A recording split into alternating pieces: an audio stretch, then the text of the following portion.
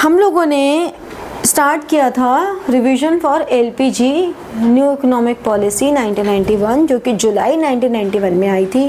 हमारा बीओपी का बहुत क्राइसिस था, हमारा इन्फ्लेशन रेट हाई चल रहा था, हमारी इकोनॉमी पूरी तरह से हिली हुई थी और उस वजह से हमें इंट्रोड्यूस करनी पड़ी एलपीजी पॉलिसी। बिकॉज जब आईएमएफ से, वर्ल्ड बैंक से, इन सब से लोन मांगा तो उन्होंने मना कर दिया। वैसे ही हम ऑलरेडी बहुत डेप्थ में थे, हमारा फिस्कल डेफिसिट बहुत हाई चल रहा था, हमारा इंटरेस्ट पेमेंट्स बहुत हाई चल रही थी, तो उस वजह से हमें लोन मिलना बड़ा मुश्किल था और ऊपर से हम अपने आप को क्लोज करके बैठे हुए थे।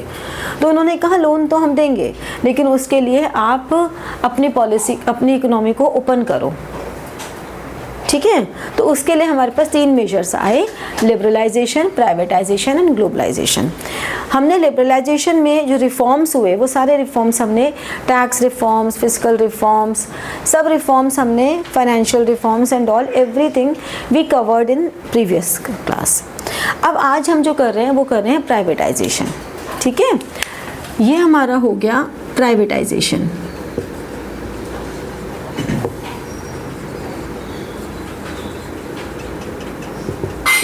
प्राइवेटाइजेशन में क्या होता है? प्राइवेटाइजेशन का मतलब है कि the role of private sector increases. ठीक है, हमारा प्राइवेट सेक्टर का रोल इंक्रीज हो रहा है और पब्लिक सेक्टर का रोल डिक्रीज हो रहा है। तो role of private sector increases, जिससे कि मार्केटाइजेशन हो, कंपटीशन इम्प्रूव हो, क्वालिटी इम्प्रूव हो, पब्लिक सेक्टर के जो लो परफॉर्मेंस है वो बेटर हो जाए एंड डिसीजन मेकिंग थोड़ी फास्ट हो जाए। क्योंकि पब्लिक सेक्टर में रेड टेपिज्म बहुत ज़्यादा था। रेड टेपिज्म मतलब बहुत ज़्यादा वहाँ पे डिसीजन डिले होता था, प्रोसेस बहुत ज़्यादा था, ब्यूरोक्रेट्स की मोनोटोनी बहुत ज़्यादा थी। तो उस चीज़ को हटाने के लिए, to remove all those barriers, privatization was necessary so that the resources should be used efficiently. ठीक है, ये बात ज़रूर है कि प्राइवेटाइजेशन आने से हमें जहाँ बेनिफिट हुआ तो वही एवरी कॉइन हैज़ 2 साइड्स। तो प्राइवेटाइजेशन का हमारा जो मेन ऑब्जेक्टिव था वो क्या था? हमारे 2 मेन ऑब्जेक्टिव थे। वो क्या थे? Improving the government financial composition. ठीक है, इसको एक फ्लो चार्ट की फॉर्म में कर लो। ऑब्जेक्टिव्स, ट्विन ऑब्जेक्टिव हैं। फर्स्ट ऑब्जेक्टिव क्या है? Improving the government financial composition. Improvement of government, improvement of government financial composition. क्या मतलब हुआ? इसका मतलब हुआ कि जो कैपिटल स्ट्रक्चर है हमारी गवर्नमेंट का, कैपिटल स्ट्रक्चर मतलब हमारी गवर्नमेंट ने जहाँ जहाँ अपने फंड्स को इन्वेस्ट किया हुआ है उस कंपोजिशन में चेंज करना।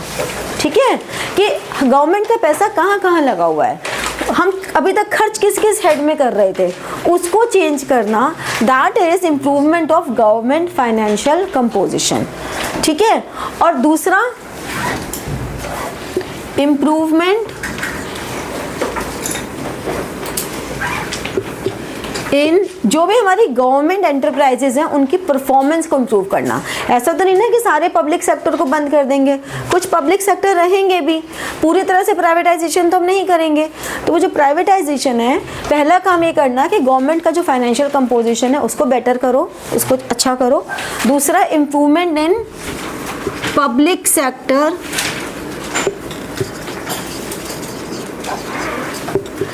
एंटरप्राइजेज परफॉर्मेंस, उनकी परफॉर्मेंस को इम्प्रूव करेंगे हम। 2 तरह से हमने, ये 2 हमारे मेजर ऑब्जेक्टिव थे। अब गवर्नमेंट फाइनल कंपोजिशन को हम कैसे कर रहे हैं? इसको फर्दर हम 2 तरीके से कर रहे हैं। कैसे कर रहे हैं? एक तो हम कर रहे हैं सेल कर दिया फंड्स को, जो भी सिक यूनिट्स थी, सेल ऑफ PSUs, और असेट्स, जो भी असेट्स थी उनको सेल करके। ठीक है, और या फिर अगर हमें लगता है कि सेल नहीं करना तो इसका मतलब हमें फंड्स रेज करने हैं। अब फंड्स रेज कहाँ से करेंगे? हम फंड्स रेज करेंगे raising funds from capital market. अभी तक गवर्नमेंट कैपिटल मार्केट से फंड रेज नहीं करती थी, लेकिन प्राइवेटाइजेशन के बाद गवर्नमेंट ने अपने एंटरप्राइजेस को ओपन अप किया फॉर पब्लिक ऑल्सो।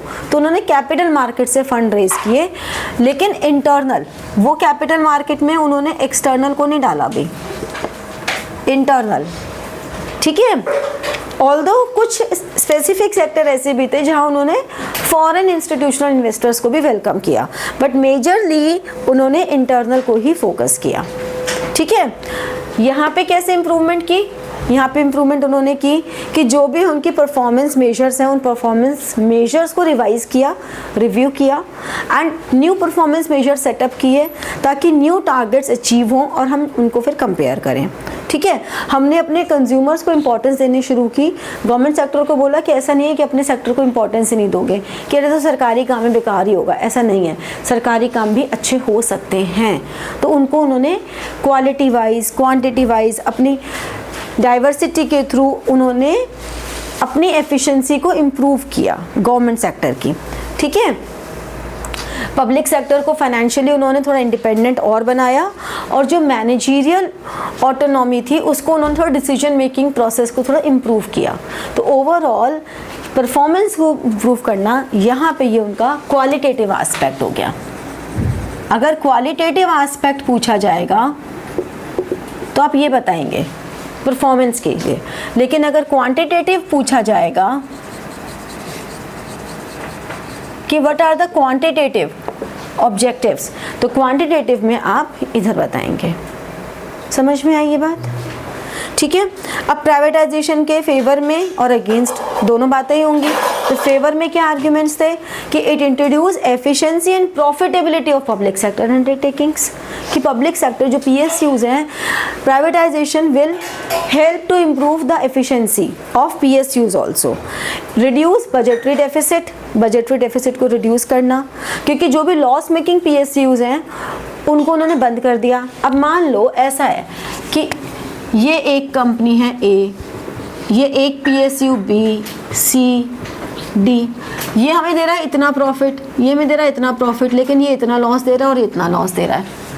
अब अगर यहाँ पे लॉस जा रहा है इतना और यहाँ, तो ओवरऑल देखो तो चारों का इनका प्रॉफिट भी ये लॉस खा गया। तो उन्होंने क्या किया? उन्होंने कहा इसको बंद करो।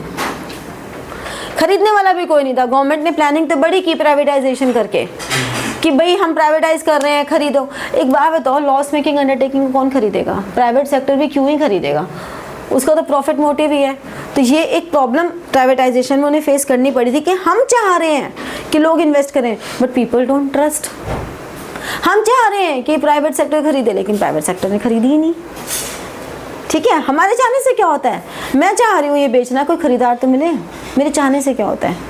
अब अगर मान लो मैं सोचूँ मेरे को ये बेचना है, लेकिन मेरा ये इसकी कंडीशन ही बड़ी ख़राब है, मैं कह रही हूँ 2000 में ले लो, मेरे को तो पैसों की बहुत ज़रूरत है, कोई 2000 में ले लो, लेकिन कोई कहे हम फ्री में भी ना लें, जगह नहीं है हमारे पास क्योंकि ये तो बिल्कुल ख़राब पड़ा है।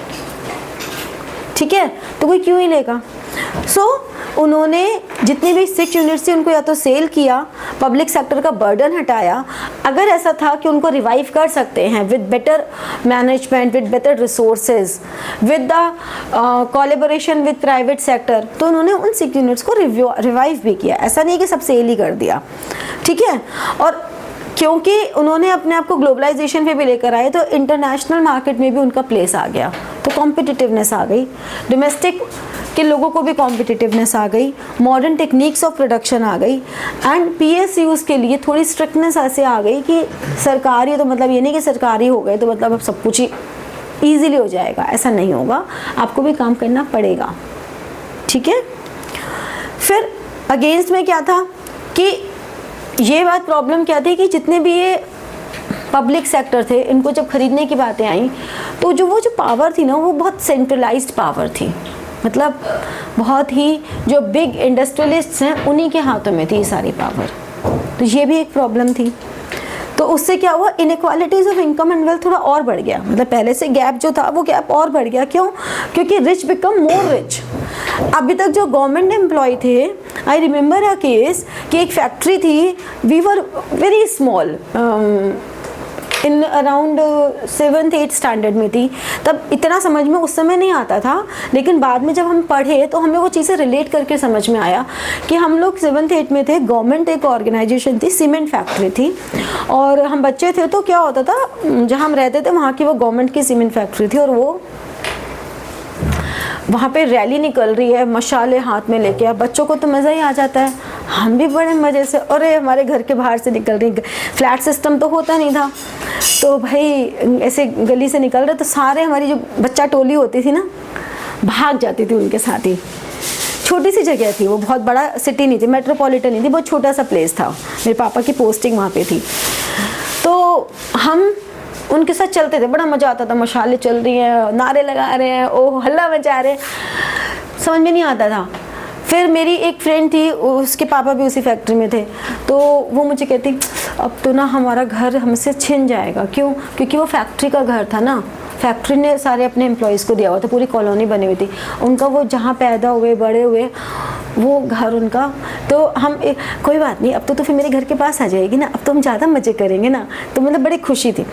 अब हम बड़े हो गए तो समझ में आते हैं कितना बड़ा सदमा था वो, क्योंकि उन सब को गवर्नमेंट ने ये कह के कहा कि ये प्राइवेट सेक्टर खरीद रहा है और आपको सब कम वहाँ पे जॉब मिल जाएगी, और गवर्नमेंट ने बेच दी। अब प्राइवेट सेक्टर ने उस पर उन एम्प्लॉयज़ को रिटेन ही नहीं किया, घर भी उनसे ले लिए, जॉब भी ले ली, थोड़ा बहुत नॉर्मल सा फाइनेंशियल कॉम्पनसेशन दिया बस। तो जो लोग थोड़ा वेल ऑफ फैमिली से थे वो तो सेटल डाउन हो गए, लेकिन कितने लोग ऐसे थे जिनके घर खराब हुए उस समय। तो ये भी एक प्रॉब्लम है कि सोचो, जिसने वो खरीदी उसने तो अपना बिजनेस एस्टैब्लिश कर लिया उस पर, कुछ और सीमेंट फैक्ट्री बंद कर दी उसने तो, लेकिन तो इनइक्वालिटी बढ़ गई ना। तो ये एक बहुत बड़ी प्रॉब्लम आई थी उस समय पे कि जो रिच इंडस्ट्रियलिस्ट थे, they purchased and then they did not follow their commitment.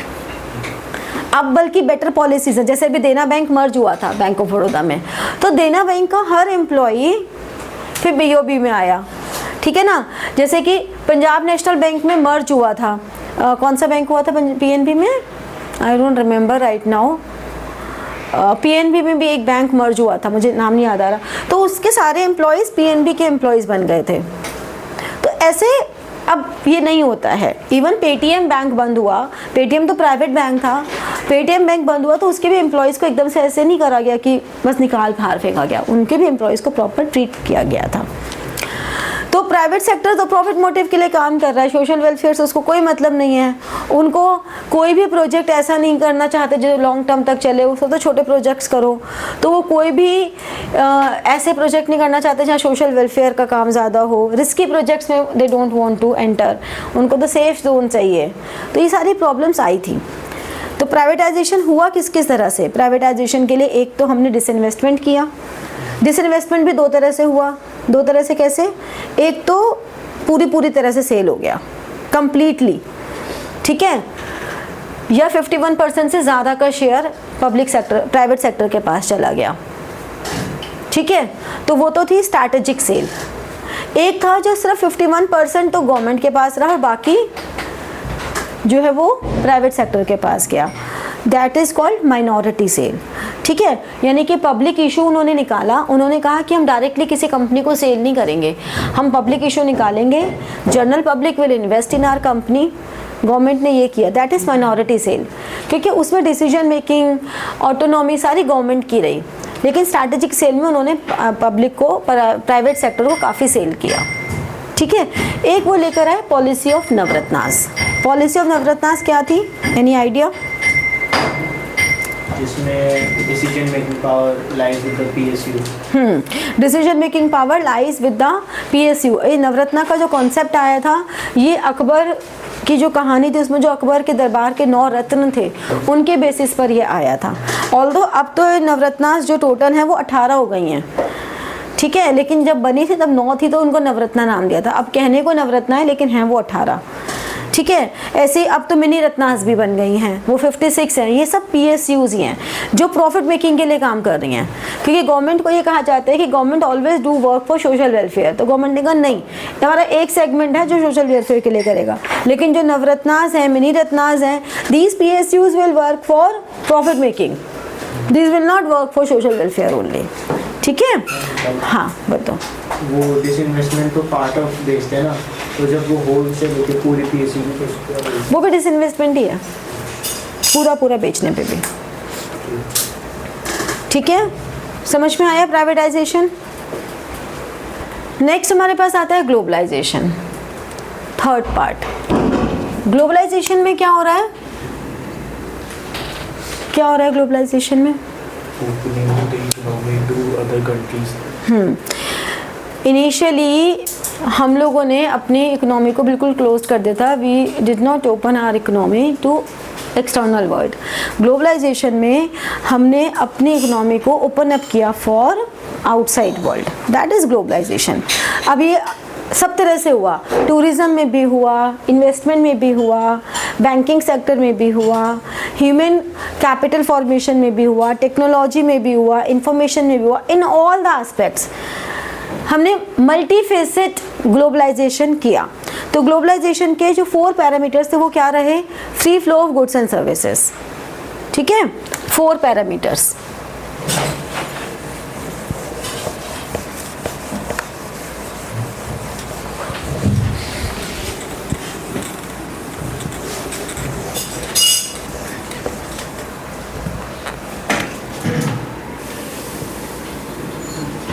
Four parameters, इस तरह के फ्लो चार्ट्स बना लिया करो, उससे तुम्हें लर्निंग इजी रह जाएगी। And make it a practice कि तुम खुद से भी बनाया करो। जो भी पॉइंट्स है ना उनके, ये सब छोटे छोटे। माइंड मैप्स में क्या होता है, माइंड मैप्स तो बहुत बड़े बड़े बन जाते हैं, पूरे चैप्टर का एक बन गया, उसको पढ़ना तो मुझे लगता है ज़्यादा कन्फ्यूजन भी कई बार हो जाता है कि सारा कुछ एक साथ है, कहाँ देखें कहाँ देखें। लेकिन स्मॉल स्मॉल एक एक कॉन्सेप्ट के छोटे छोटे बनाओ, उससे आपको उसे लर्न करना ईजी रहता है। ठीक है, आपको मेजर पॉइंट्स मिल जाते हैं, फिर एक्सप्लेनेशन तो आप लिख ही सकते हो। तो ग्लोबलाइजेशन के 4 पैरामीटर क्या थे? पहला क्या? Free flow of goods and services. Second parameter क्या है? Second parameter is flow of capital.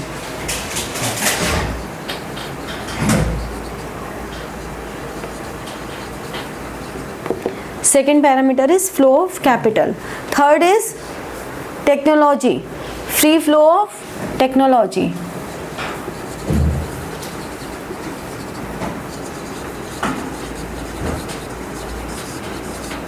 Free flow of technology.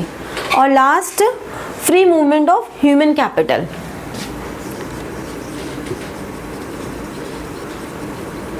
Free movement of human capital.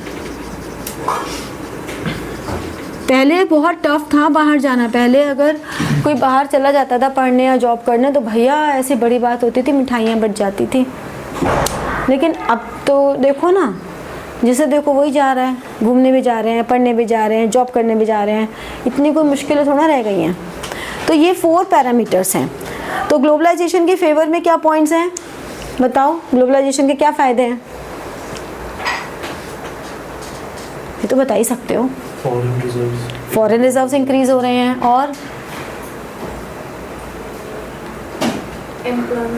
Employment increase हो रही है। जनरल से सारे पॉइंट बोल दो। फॉरेन रिजर्व, एम्प्लॉयमेंट, ये तो कीवर्ड्स हो गए आईडी के। पॉवर्टी कम हो जाएगी। हाँ, पॉवर्टी भी कम हो गई। चलो पॉवर्टी भी कम कर दी। अभी तो एक एक चैप्टर के नाम लो। इंफ्रास्ट्रक्चर अच्छा हो गया, ह्यूमन कैपिटल फॉर्मेशन अच्छी हो गई। ठीक है ना, एक एक चैप्टर का नाम लेके लिख दो सारे। इसमें बुराई किया, गलत थोड़ा है। कुछ और भी बोल दो उसके अलावा।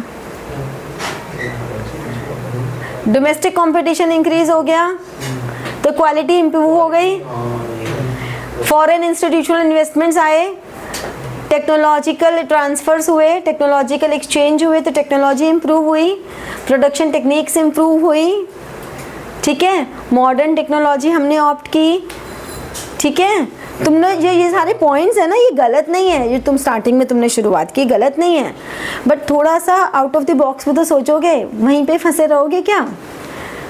गलत नहीं है, लेकिन थोड़ा और लो। जैसे कि बैंकिंग सेक्टर इम्प्रूव हुआ, इंटीग्रेटेड प्रोजेक्ट्स हमारे काफ़ी इंक्रीज हुए, and on the top of it in सब की वजह से इंडिया एक्चुअली में इंडिपेंडेंट हुआ, क्योंकि इंडिया का सेल्फ रिलायंस बहुत अच्छा रहा, इंडिया का सेल्फ सस्टेनेबिलिटी इम्प्रूव हो गई।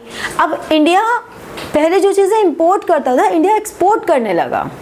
तो ये सारे बेनिफिट्स हुए, लेकिन अगर बेनिफिट्स हुए तो नुकसान भी हुए ही होंगे।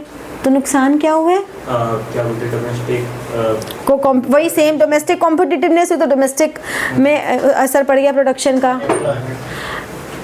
अनएम्प्लॉयमेंट नहीं बोल सकते तुम, क्योंकि ग्लोबलाइजेशन से एम्प्लॉयमेंट ही बढ़ी है हमारे यहाँ, तो अनएम्प्लॉयमेंट वाला पॉइंट नहीं बोल सकते। हम ये ज़रूर कह सकते हैं कि हमारे जो स्मॉल बिजनेस हैं उन पे एडवर्सली इम्पैक्ट आया, ठीक है ना। तो जैसे कि बहुत सस्ते, जैसे चाइना प्रोडक्ट्स हैं, बड़े सस्ते सस्ते आ जाते हैं, तो उस वजह से यहाँ के जो अच्छी क्वालिटी के प्रोडक्ट्स हैं उनकी भी वैल्यू कम हो गई। तो ये चाहे हर चीज़ में चाइनीज़ हो गया आजकल। हाँ, उनसे कम्पीट नहीं कर सकते। और हमारी कल्चरल हैरासमेंट हुई, हमारी कल्चरल जो वैल्यूज़ थी वो काफ़ी डिक्लाइन हो गई हैं ग्लोबलाइजेशन से, ठीक है ना। अब तुम देखो, jeans, pant, shirt, T shirt सबके पास होगी, लेकिन अभी दिवाली पे कुर्ता पहनना था तो कितने लोगों के पास कुर्ता नहीं था। सिंपल सा एग्जाम्पल दे रही हूँ। कुछ बच्चे थे जिन्होंने कहा कि अरे मैम हमारे पास कुर्ता तो है ही नहीं, आपने बोला ट्रेडिशनल पहन कर आओ दिवाली पार्टी पे। क्यों? क्योंकि हम लोगों ने पूरा वेस्टर्नाइजेशन लुक ले लिया है। इट्स नॉट बैड कुछ नहीं होता, बात ये होती है कि हमारे रूट्स काफ़ी चलेगा। उन्होंने भी काफ़ी हमारी चीज़ें ली हैं। फॉरेनर्स देखो, उनको साड़ी पहनने का बड़ा शौक है, वो लोग बड़े क्रेजी होकर साड़ी वाड़ी पहनते हैं। तो ऐसा नहीं है, सब एक दूसरे का अडॉप्ट करते हैं, बट हमारे ऊपर थोड़ा सा ज़्यादा असर कर गया, ठीक है। हमारे फेस्टिवल्स देखो, क्योंकि हमारे यहाँ मल्टीनेशनल कंपनीज आ गई, अब वो जो छुट्टी करती हैं वो अपनी कंट्री के हिसाब से कर रही हैं। They are not giving Diwali holiday, they are giving, वो क्या होता है उनका, फॉर क्रिसमस ईव की देती है, थैंक्स गिविंग होता है, वो थैंक्स गिविंग पे, वो क्रिसमस पे हॉलीडे दे रहे हैं, वो दिवाली पे नहीं दे रहे, वो गुरु पर्व पे नहीं दे रहे। हाँ, ईस्टर है। तो बेसिकली दिक्कत वही आ रही है कि यहाँ के जो फेस्टिवल्स हैं, और सिर्फ मैं ये नहीं कह रही, ईद की भी छुट्टी वो नहीं दे रहे हैं। बहुत सारी छुट्टियां हैं जो वहाँ के ऑफिसेज में नहीं होती, मल्टीनेशनल कंपनीज में, और यहाँ के फेस्टिवल्स होते हैं। तो ये भी एक प्रॉब्लम आई है, ठीक है ना। अब क्योंकि रूल ज़्यादा होने लगे, अब वो लोग हमारे सर पे चढ़ने लग गए कि भाई हम यहाँ पे इंडिया को प्रोग्रेस करवा रहे हैं, तो वो अपने ज़्यादा ऑटोनॉमी लेने लग गए, वेजेस बहुत कम दे रहे हैं, पुअर वर्किंग कंडीशंस दे रहे हैं। अरे इंडिया को तो आदत है पुअर वर्किंग कंडीशन में, इनको तो कोई फ़र्क नहीं पड़ता। तो ये चीज़ें थी, और इससे जो इनइक्वालिटी है वो भी बढ़ी है, और इंडिया में करप्शन भी बढ़ी है। तुम सोचो 12th के बाद, अभी तुम 12th में हो, क्या ही तुम्हारे पास है, लेकिन आज भी तुम किसी कॉल सेंटर में जॉब करने जाओगे, तुम्हें आराम से 10-12 हज़ार की जॉब मिल जाएगी, जबकि तुम्हारे पास कोई स्किल नहीं है अभी, विदाउट एनी स्किल।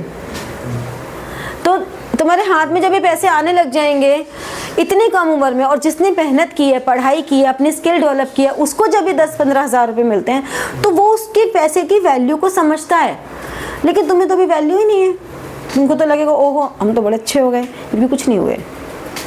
तो प्रॉब्लम ये है कि हमारे यहाँ का जो यूथ है वो बहुत जल्दी इन सब चीज़ों की वजह से डिविएट हो रहा है। ये सारी प्रॉब्लम्स हैं। अब जब हमारे यहाँ MNCs आई थी तो वो बेसिकली कॉल सेंटर के फॉर्म में ही आई थी, आउटसोर्सिंग किया था उन्होंने, कॉल सेंटर BPOs कहते थे जिनको। और डेवलप्ड कंट्रीज़ का तो हब था इंडिया, जितनी, क्योंकि इंडिया की पॉपुलेशन बहुत ज़्यादा थी। इंडिया के लेबर लॉज बहुत स्ट्रिक्ट नहीं है, आप इनसे 7 दिन काम कराओ, कोई लेबर लॉ नहीं करता। करा के देख लो डेवलप्ड कंट्रीज़ के एम्प्लॉय से, सैटरडे संडे फ़ोन कॉल करके दिखा दे कोई एम्प्लॉयर के ऊपर फाइन लग जाएगा। इंडिया में तो फिक्स वेज भी नहीं, इंडिया में फिक्स्ड वेज तो छोड़ो, 7 दिन काम करना है। मजाल है कि आप कह सकते हो संडे को कि आज संडे हम ऑफिस की कॉल नहीं पिक करेंगे, अगर सीनियर का कॉल आ जाए तो। इंडिया में कह ही नहीं सकते आप। बाहर की कंट्रीज में अगर बॉस कॉल कर देना संडे को, तो पहले उस पर फाइन लगेगा कि तुमने कर कैसे दिया, ये उनका पर्सनल टाइम था। How you invade their personal time. हमारे यहाँ पर्सनल टाइम होता है, कोई मी टाइम होता है? पागल कहते हैं जो मी टाइम की बात करते हैं उन्हें, कि आए बड़े मी टाइम वाले। तो बात ये है कि initially India was hub for all, क्योंकि यहाँ की लेबर, यहाँ पे दिमाग वाले लोग हैं, इंडिया वालों का दिमाग बहुत चलता है। यहाँ जो लोगों की नज़रों में डफर भी होंगे ना, वो भी बाहर के लोगों के मुकाबले इंटेलिजेंट बहुत होते हैं। हमारे यहाँ इंडियंस का दिमाग बहुत तेज़ है। तो उनको स्किल्ड लेबर सस्ते दामों पे 24/7 मिल रही है। मतलब उनकी इकोनॉमी 24 घंटे काम कर रही है। अगर उनकी इकोनॉमी में दिन में वहाँ पे काम हो रहा है तो वहाँ पे रात है, लेकिन यहाँ दिन है तो यहाँ भी काम हो रहा है। तो देखा जाए तो वो पूरे 24 घंटे काम कर रहे हैं। और हमारा जो स्लीप शेड्यूल और सब बॉडी शेड्यूल सब कैसे बन रहा है, उनकी वजह से बन रहा है। ठीक है, तो ये प्रॉब्लम है। लेकिन प्रॉब्लम के साथ साथ उन्होंने एम्प्लॉयमेंट अपॉर्चुनिटीज़ दी, टेक्नोलॉजी दी, कंप्यूटर्स लिटरेसी दी, काफ़ी कुछ उन्होंने दिया, सब कुछ उन्होंने दिया इन एवरी फील्ड। चाहे वो टेक्नोलॉजी हो, चाहे वो क्लिनिकल एडवाइस हो, चाहे वो टीचिंग हो, म्यूज़िक हो, रिकॉर्डिंग हो, एनीथिंग उन्होंने आउटसोर्स किया। बट अब अगर प्रेजेंट सिचुएशन देखें तो धीरे धीरे, क्योंकि इंडिया के लेबर लॉ, स्किल्ड लेबर, इन सब की वजह से India was hub for outsourcing, इनका फेवरेट डेस्टिनेशन होता था। लेकिन अब दिमाग तो है ही ना, वही वाली बात है, आपसे कोई भी चोरी की जा सकती है, दिमाग की चोरी कोई नहीं कर सकता। दे तो उन्होंने दिया। अब इंडियंस कहाँ तक पहुँच गए? इंडियंस उनके सिस्टम के अंदर घुस के बैठ गए। वहाँ की जो टॉप मैनेजमेंट की पोजीशन है वहाँ तक इंडियंस पहुँच गए। जब वहाँ तक पहुँच गए अब उनको खतरा हो गया। अरे हमारी तो नेशनल सिक्योरिटी भी आ रही है, अरे हमारे तो बहुत ज़्यादा ऑफिस है, ये तो रिच होते जा रहे हैं, ये तो बड़े अमीर होते जा रहे हैं, क्योंकि इंडिया के फॉरेन रिजर्व्स अच्छे खासे बढ़ गए। तो बाद में उनको अब लगने लगा। तो ना धीरे धीरे दे आर, जब कोविड के समय ले ऑफ हुआ तो ढूंढ ढूंढ के इंडियंस का ले ऑफ किया था सबसे पहले उन्होंने। If you remember, you are not so kid, ऐसा नहीं होगा इतने साल पहले तुम बहुत ही छोटे बच्चे हो गए, ऐसा तो नहीं था। यू मस्ट रिमेंबर कि न्यूज़ में यही आ रहा था कि इंडियंस का सबसे ज़्यादा ले ऑफ हो रहा है, क्योंकि अब इंडियंस उनकी अच्छी पोजीशन पे चले गए, नेशनल सिक्योरिटी, फॉरेन रिजर्व्स, और ये सारी पॉइंट्स उनके दिमाग में आने लग गए। तो now gradually they are squeezing themselves for hiring Indians. और इंडिया को भी यहाँ पे भी अब बाहर जाने का क्रेज़ भी उतना नहीं रह गया, यहीं पे इतना अच्छा मिल जाता है सबको आफ्टर कोविड। इंडिया में ही इतने पे पैकेजेस अच्छे मिलने लग गए, तो वो ज़रूरत ही नहीं लगती। पहले इंडिया में पे पैकेजेस अच्छे मिलते भी नहीं थे, इसलिए भी जाते थे बाहर कि कुछ साल बाहर जाके कमाए हैं, अब फिर भी मिलने लग गए हैं। ठीक है, तो ये हमारी ग्लोबलाइजेशन था। ग्लोबलाइजेशन के लिए हमारे पास एक इंटरनेशनल मॉनेटरी फंड है। इंटरनेशनल मॉनेटरी फंड, ये तुम्हारा डेटा है जो तुम्हें लर्न ही करना पड़ेगा। जैसे कि international monetary fund Bretton Woods जुलाई 1944 में आया, फिर 1945 में ये ऑफिशियली एग्जिस्ट हुआ by signing article of agreement, and 1 मार्च 1947 को इसने अपनी फाइनेंशियल ऑपरेशन स्टार्ट की। तो इंडियन मॉनेटरी फंड देखा जाए तो हमारी आज़ादी के 1947 में हमें आज़ादी मिली थी उसी साल। तो याद रखना भी आसान है कि when IMF came into operation, जिस साल हमें आज़ादी मिली थी 1 मार्च को। ठीक है, तो इसका आर्टिकल 1 क्या कहता है? It is responsible for promoting international monetary corporation, in promoting exchange stability, in expanding international liquidity, to expand capital investment in underdeveloped countries, to remove disequilibrium in balance of payment, to establish multilateral trade and agreements, and to generate higher employment and income. Question आपको या तो 3 marks में पूरा लिखने को आएगा, तो आपको उसके इंट्रोडक्शन लिखना है और आपको 3 पॉइंट्स लिखने हैं। ठीक है, या फिर आपको MCQs में आएगा which of the following is not included in article 1 of articles of agreement of IMF। तो ये ध्यान रखना, इनमें से कोई एक होगा जो आंसर नहीं होगा, which of the following is not included आएगा। ठीक है, फिर हमारे पास वर्ल्ड बैंक आया, जिसको हम IBRD कहते हैं, international bank for reconstruction and development, जो कि जुलाई 1994 में आया उसका। फिर ऑफिशियली 1946 में उसने ऑपरेट करना स्टार्ट किया, एंड 1949 में उसने फर्स्ट लोन अप्रूव किया अपना, यानी कि एस्टैब्लिश होने के 3 साल बाद दे अप्रूव्ड अ लोन। ठीक है, हेड ऑफिस कहाँ है इसका? वॉशिंगटन में है। ठीक है, वर्ल्ड वॉर 2 के समय उसने फर्स्ट लोन अपना दिया था, कि वर्ल्ड वॉर 2 के बाद जब रिकंस्ट्रक्शन होना था, तो तो इसके ऑब्जेक्टिव्स भी ऐसे ही हैं, एनवायरनमेंट को प्रोटेक्ट करना, हेल्थ एजुकेशनल प्रोग्राम्स देना, सोशल डेवलपमेंट, प्राइवेट सेक्टर को इम्प्रूव करना, माइक्रो बिजनेसेस को इम्प्रूव करना, ठीक है। तो ये सब इनका बैलेंस ऑफ पेमेंट को मेंटेन करना हर ऑर्गेनाइजेशन की रिस्पॉन्सिबिलिटी है, ठीक है। फिर हमारे पास आया वर्ल्ड ट्रेड ऑर्गेनाइजेशन WTO जो कि गैट हमारा आया था जिनेवा में, फिर गैट को रिप्लेस किया और गैट को रिप्लेस करके WTO बना, क्योंकि गैट में बहुत सारे पॉइंट्स ऐसे थे जो कि अब न्यू डायनेमिक एनवायरनमेंट में एक्सेप्ट नहीं हो पा रहे थे। तो उन्होंने सोचा कि उसमें इतने सारे मॉडिफिकेशंस हमें करने पड़ेंगे, इतने सारे ऑल्ट्रेशंस करने पड़ेंगे, तो इट्स बेटर कि हम गैट को रिप्लेस कर दें और उसे 1995 में WTO में कन्वर्ट कर दिया। एक प्राउड बात ये है कि गैट के लिए भी फाउंडिंग मेंबर में इंडिया था, मतलब सोचो 1947 आज़ादी मिली थी, तब भी India was founding member of GATT, ठीक है। एज पर लेटेस्ट डेटा हमारी NCERT के अकॉर्डिंग 2020 में 164 कंट्रीज उसकी मेंबर हैं, ठीक है। ये भी WTO का मेंबर बनना क्यों ज़रूरी है? WTO का मेंबर बनना इसलिए ज़रूरी है, इससे आपको ट्रेडिंग बेनिफिट्स मिलते हैं, ट्रेड एग्रीमेंट्स के बेनिफिट मिलते हैं, ठीक है। आपकी बार्गेनिंग स्ट्रॉन्ग होती है, आपके जो भी मल्टीलेटरल ट्रेड एग्रीमेंट्स हैं, मल्टीलेटरल मतलब एक से ज़्यादा कंट्रीज़ के जो एग्रीमेंट्स हैं उनमें यू गेट बेनिफिशन। कॉपरेशन आपको जो IMF है या IBRD है या और भी जो एफिलिएटेड एजेंसीज हैं, they all give you preference if you are member of WTO. So when this is a question, why the member of WTO is beneficial for India? तो हमें क्या क्या बेनिफिट्स हो रहे हैं? हमें मल्टीलेटरल ट्रेड एग्रीमेंट्स के बेनिफिट हो रहे हैं, हमें प्रेफरेंस मिल रहा है ओवर IMF एंड IBRD, हमें बार्गेनिंग कैपेसिटी हमारी इम्प्रूव हो रही है, हमें टैरिफ रिड्यूस्ड टैरिफ मिल रहा है with all the WTO member countries, ठीक है। तो इसमें जितने भी मेंबर होते हैं उनको चाहे वो कंट्री छोटी हो चाहे बड़ी हो, इससे फ़र्क नहीं पड़ता, every country has only one voting right, ठीक है। ये नहीं कह सकते कि हमारी कंट्री की पॉपुलेशन ज़्यादा है तो हमारे वोटिंग राइट ज़्यादा है, ऐसा नहीं होता। Every country has one voting right only, ठीक है। तो इसका भी ऑब्जेक्टिव ये सब वही है कि एनवायरनमेंट प्रोटेक्शन देना, एम्प्लॉयमेंट अपॉर्चुनिटीज़ देना, ट्रेडिंग सिस्टम को इम्प्रूव करना, ठीक है, डिस्क्रिमिनेटरी ट्रीटमेंट को हटाना, टैरिफ नॉन टैरिफ बैरियर्स को इम्प्रूव करना, ठीक है, समझे। लास्ट में अगर आपसे ये पूछा जाता है कि क्रिटिकली एग्जामिन LPG पॉलिसी, तो जब भी आपसे क्रिटिकली एग्जामिन के क्वेश्चंस पूछे जाते हैं तो मेक 2 कॉलम्स, पहले पॉजिटिव लिखो, नेगेटिव लिखो और फिर कंक्लूजन लिखो, ठीक है।